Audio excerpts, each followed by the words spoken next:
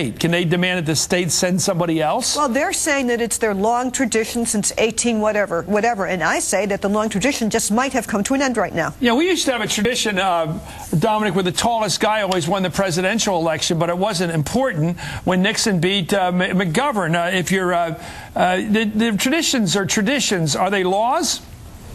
Well, the bottom line here is that tradition doesn't matter. Lynn is correct, and I agree with her in terms of for Burris, there are still the legal hoops for him to get through. And the bottom line is Washington is saying, or the bottom line is that without the signature from the Secretary of State, it is a no-go for Mr. Burris. He's in what do you think? Now.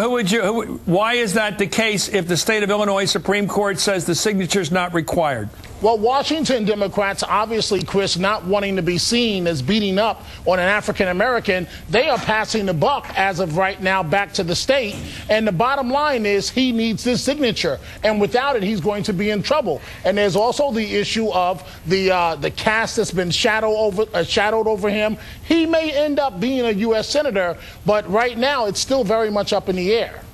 So who is the Secretary of State Jesse White's boss? In other words, politically, who does he have to worry about as his constituent, Lynn? In other words, there's a guy out there hanging fire right now. Everybody's blaming him as the fall guy. He could put his signature on that document right now, and this would be over with, and Burris would be a senator. The fact that he chooses not to do it, that he takes the heat, tells me he's got people behind him. Well, who's behind him? He comes out of the Illinois political establishment. Cook County. The wing, Cook County. He's a North Sider of Chicago, and those are the strong leaders in the state. And they're who are behind him on against the telephone at night at 3 o'clock in the morning. They're calling him saying, "Hang in there." I don't think they have to call him. He knows he's not supposed to sign. But he's been middled because he's an African-American statewide office holder, and unfortunately, some of the racial angle here has been putting pressure on him. But by the way, this wasn't the last step. I just want to remind everybody that if the signature had gone on today, the next step would be to the Senate Rules Committee, and Burris still would have had to have had a full Senate vote.